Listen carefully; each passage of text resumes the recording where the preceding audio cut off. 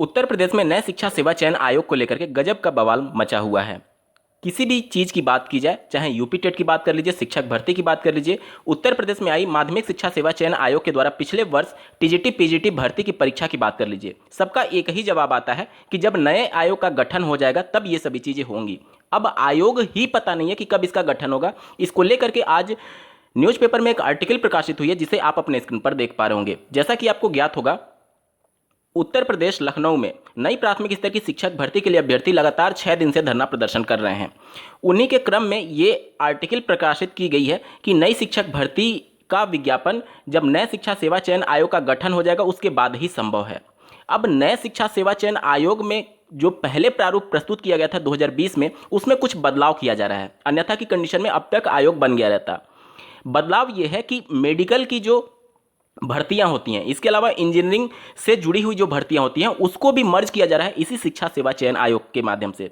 अब आप खुद सोचिए, पहले जो आयोग अलग अलग होते थे, जैसे कि प्राइमरी के लिए पीएनपी परीक्षा का आयोजन कराती थी और सीआरटी के निर्देशन में सब कुछ मेरिट वगैरह तैयार होता था, और माध्यमिक शिक्षा सेवा चयन आयोग के माध्यम से माध्यमिक की जो भर्तियां होती थी टीजीटी पीजीटी वो आयोजित कराई जाती थी। इसके अलावा उच्चतर शिक्षा सेवा चयन आयोग के माध्यम से जो हायर क्लासेज में भर्तियां होती थी वो कंडक्ट कराई जाती थी। मेडिकल और ये इंजीनियरिंग के लिए अलग विभाग था।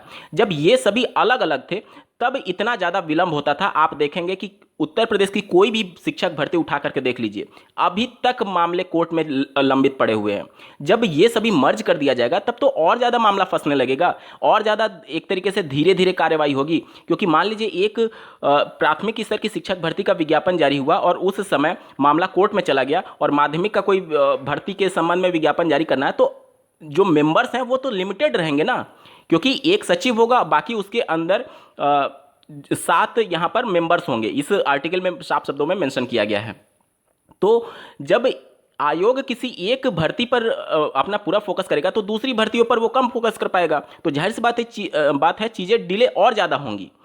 तो इन सबसे बेहतर ये होता कि भले आप एक आयोग का गठन कर रहे हैं लेकिन उसमें अलग अलग डिपार्टमेंट बना देते ताकि चीज़ें थोड़ा त्वरित गति से हो पाए। एक बार जल्दी से आर्टिकल को पढ़ लेते हैं तब चीज़ें और ज़्यादा आपको क्लियर होंगी।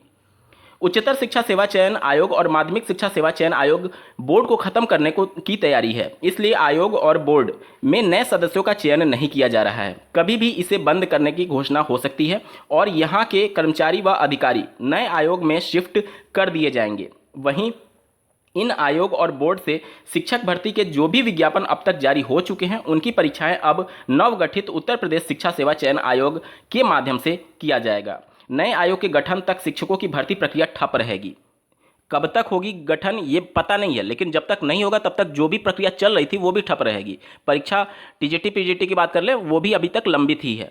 आगे देखिए, बेसिक माध्यमिक और उच्च शिक्षा संस्थानों में शिक्षकों की भर्ती के लिए शिक्षा सेवा चयन आयोग का एक्ट 2019 में तैयार हुआ था। तब इसका मुख्यालय प्रयागराज में बनना था। इस आयोग के अध्यक्ष व 7 सदस्यों का चयन होना था, मतलब एक सचिव रहेंगे जो अध्यक्ष आप समझ लीजिए, और 7 इसके अलावा मेंबर्स रहेंगे इस आयोग में। लेकिन तब यह अस्तित्व में नहीं आ सका था, जिसे अब धरातल पर उतारने की तैयारी चल रही है। चूंकि तब इसे लागू करने में देरी के कारण पिछले वर्ष उच्चतर शिक्षा सेवा चयन आयोग ने असिस्टेंट प्रोफेसर के 1017 पदों पर भर्ती का विज्ञापन जारी कर दिया। ऐसे ही माध्यमिक शिक्षा सेवा चयन आयोग बोर्ड ने 4163 शिक्षकों की भर्ती का विज्ञापन जारी कर दिया था। आवेदन लेने के बाद यह भर्ती आगे नहीं बढ़ सकी। आयोग व चयन बोर्ड के सदस्यों का कार्यकाल पूरा हुआ तो नए का चयन नहीं हुआ। अब इनका काम ठप है। जिन भर्तियों का आवेदन लिया जा चुका है उनकी परीक्षाएं नया आयोग कराएगा। जनवरी में मुख्यमंत्री ने नया आयोग गठित किए जाने की घोषणा की और जल्द अमल में लाने का निर्देश दिया था। अब इसमें मेडिकल इंजीनियरिंग कॉलेज में शिक्षक भर्ती का अधिनियम भी जोड़ा जा रहा है, इसलिए नए सिरे से आयोग की रूपरेखा बन रही है।